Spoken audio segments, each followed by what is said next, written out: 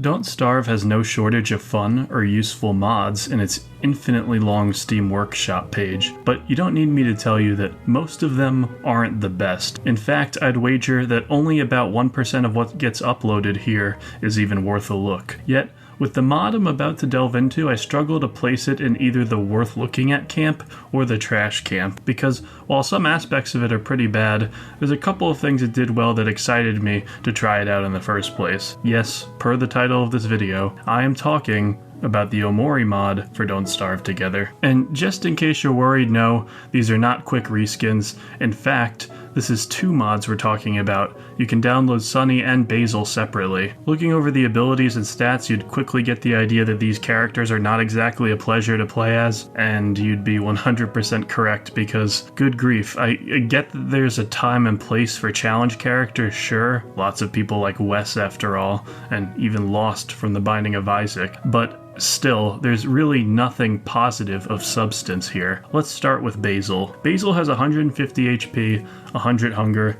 and 100 sanity. He loses sanity over time and he's not very strong either, similar to Wendy. Now, if you're reading some of this and going, that sounds pretty bad, what are the upsides? Well, there are none. There are no interesting conversions of what Basil would do in his own game. Heck, he doesn't even have the ability to put plants in unfertilized dirt like Wirt can, even though plants are the most prevalent external thing about Basil's character in his game. I can't help but picture a mod where, and some of the comments on these workshop pages kind of point this out, where his something is chasing him and he has to tend to plant life or do something drastic to keep his sanity at bay. I know I've only just started talking about this mod, but already it's hard for me to not talk about missed opportunities here. Sunny is not much different. He has the same stats as Basil, but his sanity drains after killing anything. He starts with one piece of meat, likely in reference to the steak, and yeah, predictably, he has low sanity. There's no knife starting item or interesting way to switch between headspace and the real world as a gameplay mechanic. Nothing. Can you imagine how cool it'd be if at low sanity the world's color scheme changed to purple and white or blue and white or just something that resembles headspace and you got some sort of cool perk with a downside like increased damage but lower health, some change to sanity?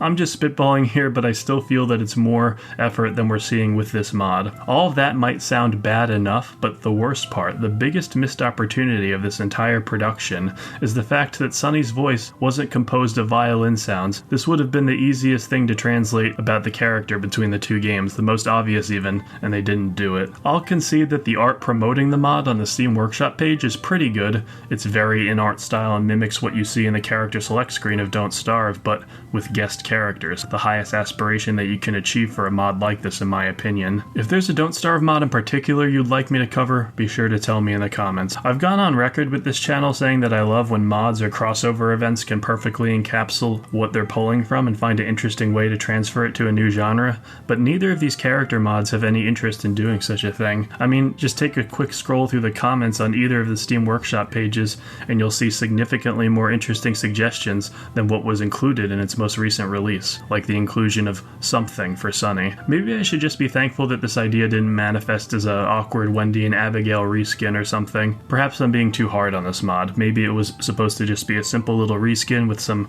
changed numbers to test the waters for something bigger.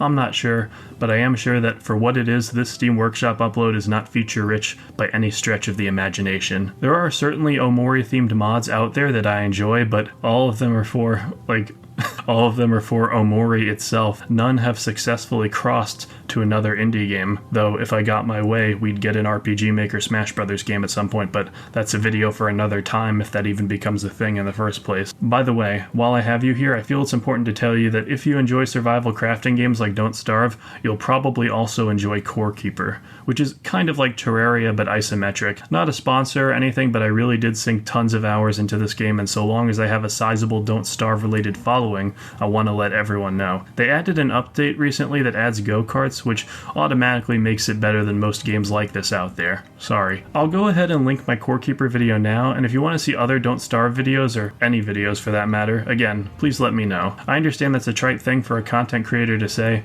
but it really does help me know what you guys want to see, and I'm always open to being transparent with my viewers. Once again, thanks so much, and have a wonderful night. Booba.